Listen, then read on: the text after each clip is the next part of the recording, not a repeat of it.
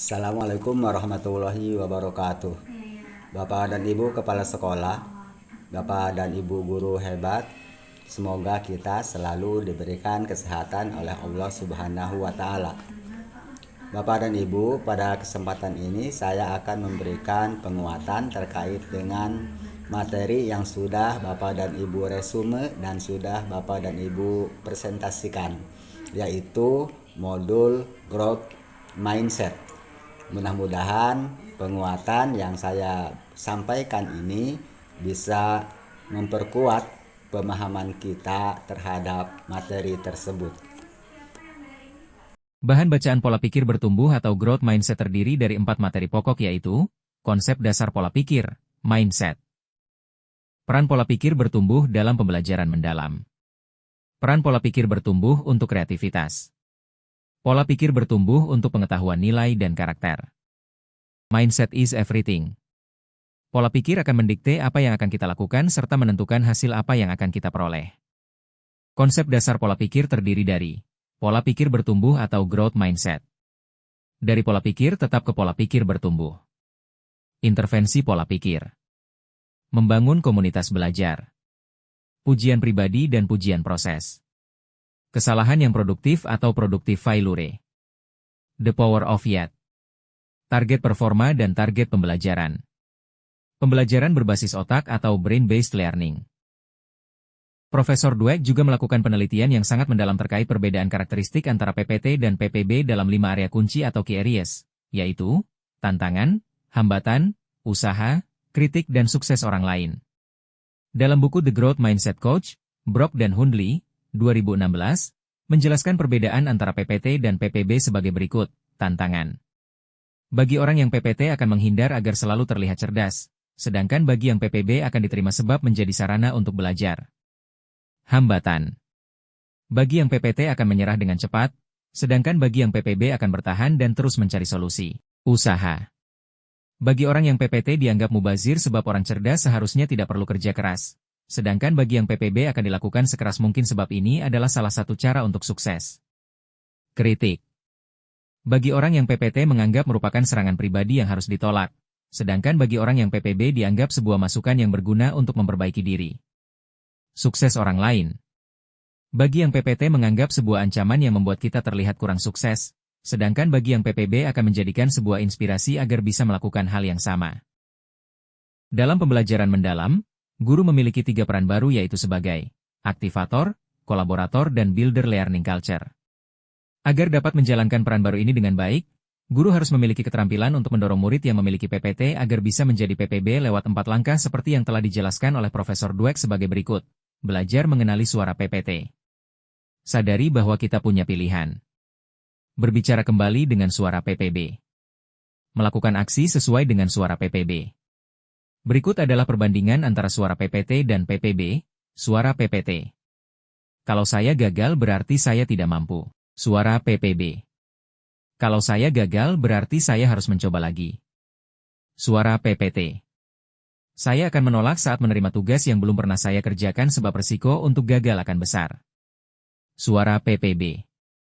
Saya akan menerima pekerjaan yang belum pernah saya kerjakan sebab ini adalah peluang untuk belajar dan mengembangkan potensi diri. Suara PPT. Kesalahan menunjukkan kelemahan saya sehingga harus dihindari demi menjaga nama baik. Suara PPB. Kesalahan merupakan sebuah proses belajar dan harus dijadikan peluang untuk mencoba kembali. Suara PPT. Saya hanya bagus dalam bidang tertentu saja dan tidak untuk bidang lainnya. Suara PPB. Saya bisa belajar apapun juga yang saya mau termasuk hal-hal yang sangat rumit sekalipun. Suara PPT.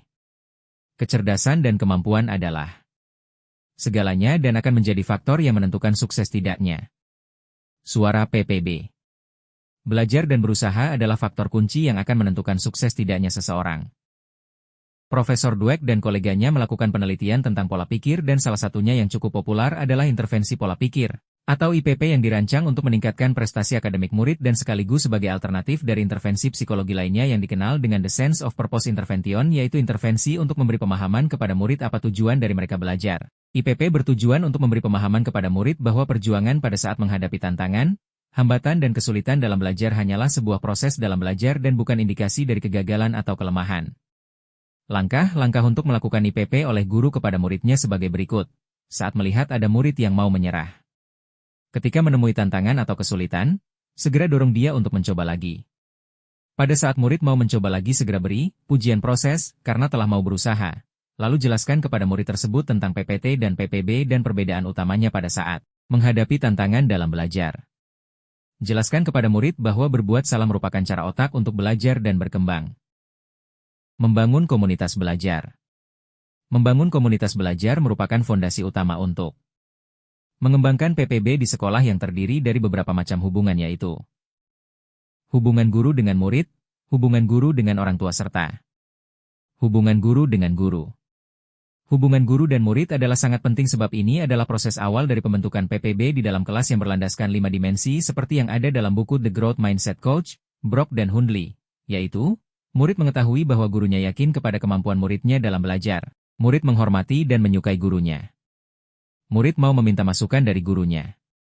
Murid sadar bahwa nilai akademik yang diperoleh tidak lebih penting daripada perkembangan diri mereka sendiri. Murid merasa aman dengan gurunya. Pujian pribadi dan pujian proses. Cara guru memberi pujian atau kritik juga menjadi faktor yang sangat menentukan tipe pola pikir yang akan terbentuk pada muridnya. Berdasarkan penelitian ini, Profesor Dwe menyimpulkan bahwa murid yang diberi pujian pribadi cenderung akan memiliki PPT sebab mereka akan haus akan pujian-pujian tanpa peduli dengan proses belajar. Di lain pihak, murid yang diberi pujian proses akan memiliki PPB sebab proses belajar dan berusaha adalah lebih penting daripada sekedar nilai. Berikut adalah perbedaan antara pujian pribadi dan pujian proses. Pujian pribadi. Kamu memang berbakat dalam matematika. Pujian proses. Kamu butuh materi yang akan menantang otakmu. Pujian pribadi. Kamu pintar sekali. Pujian proses. Kamu telah menggunakan strategi yang baik untuk menjawab soal ini. Pujian pribadi. Kamu anak yang baik. Pujian proses. Kamu patut diapresiasi untuk usahamu. Pujian pribadi. Wow, kamu seorang seniman yang luar biasa. Pujian proses. Kamu telah memperlihatkan hasil latihan melukis yang kamu lakukan. Pujian pribadi. Kamu memang terlahir menjadi seorang penulis. Pujian proses. Kamu mampu memilih kata-kata yang sangat baik dalam tulisanmu. Kesalahan yang produktif atau produktive failure. Seorang profesor psikologi di Hong Kong Institute of Education, Profesor Manu Kapur melakukan penelitian yang sangat mendalam tentang productive failure atau disingkat PF. Penelitiannya menunjukkan bahwa bila murid diberi kesempatan untuk mencoba dan berjuang dalam memecahkan masalah dan mencari solusi, mereka akan lebih mudah memahami dan bisa menerapkan informasi yang mereka dapatkan dalam perjuangan itu di kesempatan berikutnya. The power of yet. Salah satu prinsip penting dalam mengembangkan PPB adalah konsep yang disebut dengan the power of yet, POY, di mana setiap kalimat negatif yang memiliki kata tidak akan berubah menjadi kata belum dengan penambahan kata yet di ujung kalimatnya. Dengan berubahnya kata tidak menjadi belum, maka setiap kesalahan atau kegagalan akan berubah makna menjadi pembelajaran sebab terbuka kesempatan untuk mencoba kembali. Sebaliknya, prinsip the tyranny of now tone akan mendorong murid memiliki PPT sebab semuanya akan dinilai pada saat ini dan tidak ada kesempatan untuk mengulang dan memperbaiki bila terjadi kesalahan atau kegagalan. Prinsip tone akan menutup peluang murid untuk belajar dari kesalahan dan kegagalan sehingga pada akhirnya murid akan berpikir, saya tidak bisa, saya tidak mengerti dan akhirnya saya tidak lulus. Pintu sudah ditutup oleh tone dan murid akan terjebak dalam PPT-nya. Target performa dan target pembelajaran. Seorang psikolog pendidikan dari Michigan State University, Profesor Carol Ames, telah merancang sebuah sistem pembelajaran yang disebut target yang berguna untuk membedakan ruang kelas yang memiliki struktur, target performa, dengan kelas yang memiliki struktur, target pembelajaran. Sistem ini mengacu pada 6 dimensi: task, authority, recognition, grouping, evaluation, time, dari sebuah ruang kelas seperti yang terdapat dalam tabel di bawah ini. Task. Deskripsi. Jenis tugas yang diberikan kepada murid. Target performa. Tugas terlalu mudah dan kebanyakan berbentuk hafalan. Target pembelajaran. Tugas bervariasi dari yang mudah hingga yang menantang. Authority. Deskripsi. Peran murid dalam membuat keputusan. Target performa. Guru memberikan petunjuk yang jelas untuk mengerjakan tugas. Target pembelajaran. Guru hanya memberi petunjuk awal dan selanjutnya murid harus mencari cara untuk mengerjakan tugas. Recognition. Deskripsi. Pengakuan yang diberikan. Target performa. Murid dihargai karena sudah mengumpulkan tugas. Target pembelajaran. Murid dihargai karena sudah menunjukkan usaha dan strategi dalam mengerjakan tugas. Grouping. Deskripsi. Pengelompokan murid. Target performa. Murid dikelompokkan berdasarkan kemampuannya sehingga terjadi kompetisi yang keras. Target pembelajaran. Murid dikelompokkan berdasarkan cara belajarnya sehingga dapat berkolaborasi dengan baik. Evaluation. Deskripsi. Menilai proses dan hasil belajar. Target performa. Penilaian dilakukan secara umum dan mengutamakan hasil akhir yang diperoleh murid. Target pembelajaran. Penilaian dilakukan secara individu dan mengutamakan kemajuan dan perkembangan dari murid. Time. Deskripsi. Waktu untuk belajar. Target performa. Batasan waktu. Untuk mengerjakan tugas diberikan secara ketat dan kaku. Target pembelajaran. Batasan waktu untuk mengerjakan tugas bervariasi, penguasaan materi lebih penting daripada kecepatan.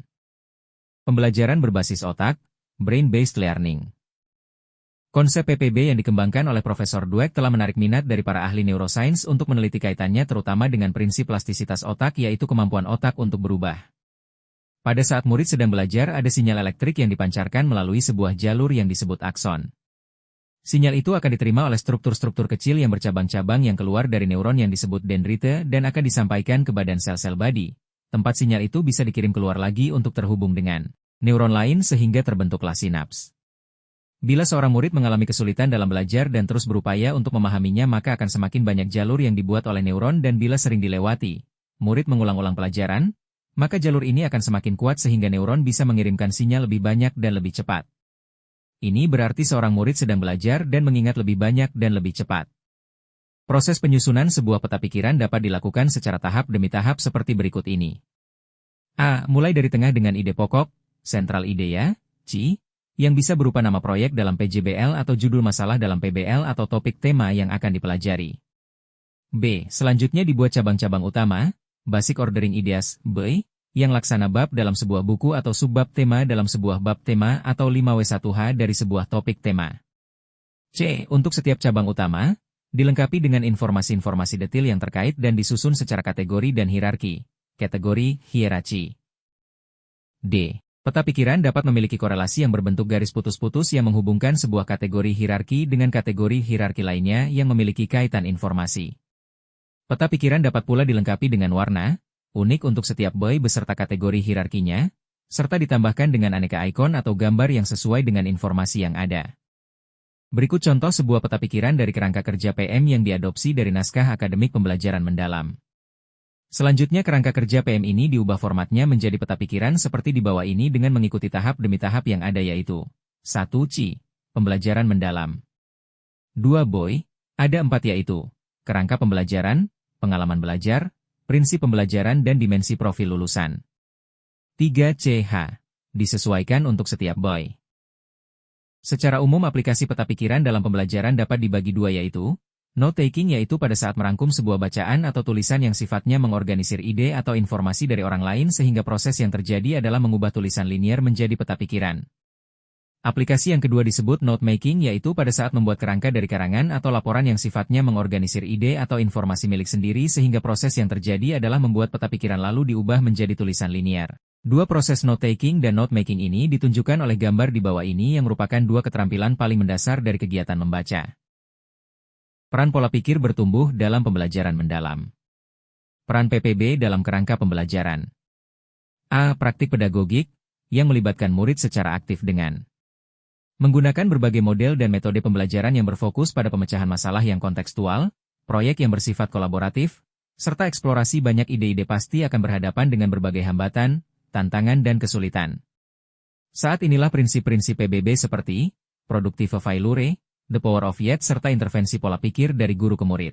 Selanjutnya, peta pikiran akan berguna dalam pembelajaran yang bersifat konstruktivisme di mana murid dapat mengkonstruksi pemahaman mereka melalui tahap demi tahap dalam penyusunan peta pikiran yang dimulai dari C lalu ke B dan akhirnya ke C Haji. B. Lingkungan pembelajaran. Dalam pengembangan budaya belajar demi menciptakan iklim belajar yang kondusif serta bisa memotivasi murid untuk bereksplorasi dan kolaborasi sangat membutuhkan PPB karena murid membutuhkan keyakinan yang kuat bahwa lewat eksplorasi dan kolaborasi mereka bisa bertumbuh dan berkembang.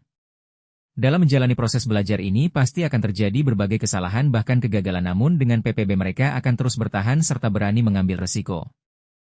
C. Kemitraan pembelajaran. Untuk membentuk hubungan yang kuat antara guru dan murid, guru dan orang tua serta guru dan guru sangat membutuhkan PBB karena dibutuhkan unsur saling percaya dari setiap pihak. Keyakinan bahwa setiap pihak bisa saling mendukung dan berkolaborasi demi tumbuh kembang dan kemajuan pendidikan anak didik merupakan prinsip dasar dari PPB. D. Pemanfaatan digital. Seperti yang dikatakan oleh Leonardi dan Nelly dalam bukunya The Digital Mindset bahwa mesin bukanlah pengganti atau pesaing manusia. Manusia harus mau berkolaborasi dengan mesin agar bisa memperoleh hasil yang diharapkan. Keyakinan inilah yang disebut dengan digital mindset yang memiliki prinsip yang persis sama dengan PPB. Bahkan dalam proses transformasi digital faktor pola pikir menjadi yang pertama harus dibenahi sebelum lanjut ke faktor yang lain. Peran PPB dalam pengalaman belajar. A. Memahami. Proses memahami harus melewati sebuah proses yang kadang tidak mulus sebab murid seringkali harus melewati berbagai kendala dan merasakan kesulitan. Di saat inilah PPB dibutuhkan agar murid bisa paham bahwa kendala dan kesulitan itu pertanda proses belajar sedang berlangsung dan otak sedang berusaha untuk membuat jalur-jalur baru dan sama sekali bukan tanda kelemahan. Keyakinan seperti inilah yang menjadi fondasi utama dalam tahap memahami. B. Mengaplikasi. Dalam tahap mengaplikasi dibutuhkan pendalaman pengetahuan agar bisa mengaplikasikan pengetahuan yang melibatkan penerapan PPB, pemecahan masalah, dan pengambilan keputusan secara efektif. Dengan PPB maka akan muncul kreativitas dan penalaran kritis yang sangat berguna dalam pemecahan masalah lewat solusi kreatif dan inovatif. C. Merefleksi. Inilah tahap di mana peran PPB sangat besar sebab pada tahap ini murid akan diajak untuk memahami sejauh mana tujuan pembelajaran tercapai, serta mengeksplorasi kekuatan, tantangan, dan area yang perlu diperbaiki. PBB akan mendorong murid untuk bertahan saat menghadapi tantangan serta memiliki keyakinan yang tinggi untuk memperbaiki diri agar bisa terus bertumbuh dan berkembang. Peran PPB dalam prinsip pembelajaran. A. Berkesadaran. Inilah prinsip utama yang menjadi fondasi bagi dua prinsip lainnya sebab tanpa adanya kesadaran murid untuk mau belajar maka tidak akan muncul prinsip bermakna dan menggembirakan. Dengan PPB murid akan sadar bahwa belajar adalah sebuah proses yang di dalamnya akan selalu ada berbagai tantangan, hambatan dan kesulitan yang harus dihadapi. Bahkan seringkali murid melakukan kesalahan bahkan mengalami kegagalan. Bermakna. Pembelajaran yang menerapkan prinsip bermakna akan membutuhkan PPB agar bisa menjadi seorang pembelajar sepanjang hayat, lifelong learner, yang akan sangat berguna dalam menghadapi berbagai tantangan, hambatan dan kesulitan. Dengan PBB kendala itu akan dianggap sebagai sebuah peluang untuk memperoleh pengetahuan dan keterampilan yang berguna. C. Menggembirakan. Pembelajaran yang menggembirakan membutuhkan PPB demi terciptanya suasana belajar yang positif dan menantang serta menyenangkan, dan memotivasi. Keyakinan murid bahwa mereka bisa memahami dan mengaplikasi berbagai pengetahuan yang telah mereka pelajari akan menjadi faktor yang menimbulkan rasa gembira.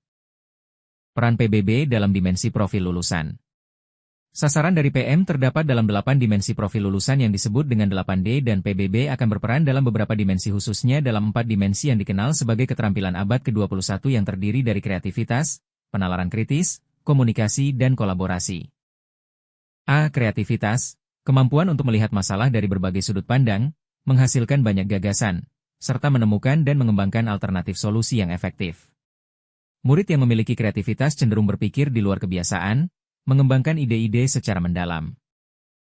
B. Penalaran kritis. Kemampuan untuk menganalisis dan mengevaluasi setiap informasi, ide dan solusi secara cermat, tanggap, dan mampu menghadapi tantangan dengan pemikiran yang mendalam dan terstruktur. PPB akan menjadi pendukung dari seseorang agar bisa tetap berpikir dengan jernih, tajam dan mendalam walaupun dalam situasi yang menantang. C. Komunikasi. Kemampuan penting murid untuk berinteraksi dengan orang lain, berbagi serta mempertahankan pendapat, menyampaikan sudut pandang yang beragam, dan aktif terlibat dalam kegiatan yang membutuhkan interaksi dua arah. Murid dengan PBB lebih mudah berkomunikasi sebab dia memiliki keyakinan yang kuat bahwa lawan bicaranya pasti bisa saling mengisi dan memperkuat. D. Kolaborasi. Kemampuan kolaborasi mampu berkontribusi secara aktif, menggunakan pemecahan masalah bersama, dan menciptakan suasana yang harmonis untuk mencapai tujuan bersama. Dengan PBB, murid bisa berkolaborasi dengan baik sebab saat ini tidak ada lagi Superman melainkan super team sehingga kesuksesan hanya dapat diraih lewat kolaborasi yang berlandaskan prinsip PPB. C. Peran pola pikir bertumbuh untuk kreativitas. Dalam bukunya In Search of Deeper Learning, Mehta dan Fine, 2019, telah mendefinisikan bahwa PM adalah kombinasi dari 3 elemen yang disingkat dengan MIC yaitu Mastery, Identity, dan Creativity. Mastery adalah mengembangkan pengetahuan dan keterampilan dalam area yang dipelajari. Identity merupakan proses untuk menjadi lebih bermakna dalam berpikir tentang diri sendiri yang melakukan tugas itu. Berpindah dari konsep tentang diri sendiri dari saya seseorang yang sedang belajar menjadi saya adalah seorang pembelajar. Kata pembelajar menjadi identitas yang kuat sebab menunjukkan bahwa dia adalah seseorang yang bisa belajar dengan baik. Creativity bukan sekedar mendengar atau memahami sebuah pengetahuan tapi harus mampu untuk menciptakan sesuatu dari pengetahuan itu. Kreativitas membutuhkan keterampilan berpikir inovatif, innovative thinking, agar bisa membuat sesuatu yang berbeda, kreatif dan baru dari berbagai informasi dan pengetahuan yang didapatkan. Dalam proses membuat sesuatu yang baru, inilah PBB sangat berperan karena sebuah kebaruan akan selalu memiliki 2 sisi yaitu peluang dan juga tantangan. Keyakinan akan salah satu dari 8 dimensi profil lulusan dalam PM yang juga menjadi salah satu. Dari keterampilan abad ke-21 adalah kreativitas yaitu kemampuan untuk memecahkan masalah lewat berbagai ide dan solusi yang kreatif dan inovatif. Kreativitas adalah salah satu faktor penting dalam sebuah siklus Ikigai, iterasi, kreativitas, inovasi, seperti yang ditunjukkan oleh gambar itu. Menurut teori The 4 Zones of Life, terdapat 4 zona dalam kehidupan manusia. Setiap zona akan memiliki tantangan dan peluang yang berbeda-beda sehingga butuh strategi dan cara dalam menghadapinya. Keterkaitan antara siklus Ikigai dengan 4 zona kehidupan dapat dilihat dalam gambar di bawah ini.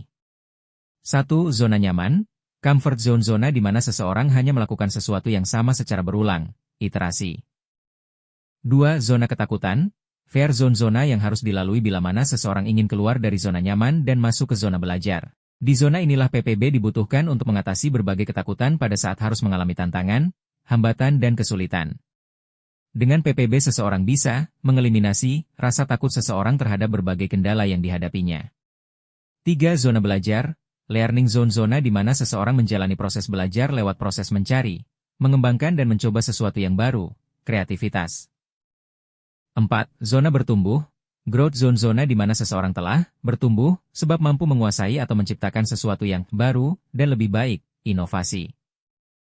Untuk creative thinking, ada metode kreate yaitu 6 cara untuk menciptakan ide atau alternatif baru yaitu menggabungkan, combine, membalikan, reverse, menghilangkan, eliminate, mengganti, alternative, memutar, twist, dan menguraikan, elaborate. Pola pikir bertumbuh untuk pengetahuan nilai dan karakter. Dalam tahap memahami di pengalaman belajar terdapat 3 macam pengetahuan yaitu pengetahuan esensial, pengetahuan aplikatif dan pengetahuan nilai dan karakter. PPB memiliki hubungan yang sangat kuat dengan pengetahuan nilai dan karakter yaitu pengetahuan yang berkaitan dengan pemahaman tentang nilai-nilai moral, etika, budaya, dan kemanusiaan yang berperan penting dalam membentuk kepribadian, sikap, dan perilaku seseorang. Dalam buku Becoming a Growth Mindset School, Chris Hildrew, 2018, mengatakan bahwa PPB memiliki kaitan yang sangat kuat dengan pendidikan karakter bahkan di sekolah PPB akan berada di dalam rumpun pendidikan karakter. Murid dengan PPB akan memiliki berbagai karakter non-kognitif yang dalam keseharian tampak dalam bentuk kesabaran, ketangguhan, keuletan dan kegigihan serta sejumlah sifat-sifat positif yang muncul pada saat murid mulai memahami bahwa mereka memiliki kemampuan untuk mencapai apapun yang mereka cita-citakan sepanjang mereka mau belajar dan berusaha. Menurut Bapak Pendidikan Karakter Dunia Profesor Thomas Lichkona dalam bukunya Educating for Character, ada 3 komponen dari karakter yang baik yaitu pengetahuan moral, moral knowing, penghayatan moral, moral feeling, dan tindakan moral, moral action, seperti yang ditunjukkan oleh peta pikiran pada gambar tersebut. Sebuah definisi baru tentang karakter telah diperkenalkan oleh Lichkona dan Davidson dalam bukunya Smart Good High Schools, 2005. Hal ini perlu dilakukan untuk menjawab pertanyaan dari banyak guru. Apakah dengan mengajarkan pendidikan karakter di sekolah akan mampu meningkatkan prestasi akademik murid kami? Dalam definisi barunya, Lichkona dan Davidson menyatakan bahwa karakter memiliki 2 bagian yang saling melengkapi yaitu karakter performa, performance karakter, dan karakter moral, moral karakter. seperti yang ditunjukkan oleh gambar ini. Dalam bukunya Character Matters, 2004, Profesor Lichkona mengatakan bahwa di dalam kelas akademik dan karakter bisa diajarkan kepada murid secara bersamaan dan untuk itu guru harus mampu menggali nilai dan karakter yang ada di dalam materi yang mereka ajarkan seperti yang ditunjukkan oleh gambar di bawah ini. Mengintegrasikan akademik dan karakter tidaklah sulit dan butuh waktu yang lama sebab dalam setiap materi pelajaran akan selalu ada unsur karakternya namun terkadang tersirat sehingga guru harus mampu untuk menggalinya. Mengajarkan karakter lewat kurikulum adalah cara yang paling efektif sebab sudah tersedia nilai-nilai dalam seluruh mata pelajaran yang bisa dipakai dalam mengajarkan karakter di dalam kelas. Berikut beberapa cara untuk menggali nilai-nilai karakter di dalam setiap pelajaran. Apakah ada hal-hal yang terkait dengan karakter atau aplikasinya dalam pelajaran? Pertanyaan apa yang harus diberikan untuk mengarahkan pada diskusi tentang karakter? Dapatkan modul tentang karakter disisipkan dalam rencana pembelajaran. Kejadian apa yang sedang terjadi yang dapat digunakan untuk membahas tentang karakter? Dalam pembelajaran bermakna, proses menggali nilai-nilai dalam materi pelajaran dapat dilakukan dengan cara bagaimana kaitan dari materi yang diajarkan dengan kehidupan siswa sehari. Harinya, apa dampak positif atau manfaat yang diperoleh bila materi pelajaran itu diterapkan dengan baik dan benar? Sebaliknya, apa dampak negatif atau kerugian kalau sekiranya ilmu itu diterapkan secara tidak benar atau menyimpang dari yang seharusnya? Dari ketiga pertanyaan di atas, guru bisa mengajak murid untuk menggali nilai-nilai yang harus dimiliki agar seluruh materi yang dipelajari bisa memberi manfaat bagi orang banyak. Salam pembelajar. Demikian Bapak dan Ibu, semoga bermanfaat. Wassalamualaikum warahmatullahi wabarakatuh.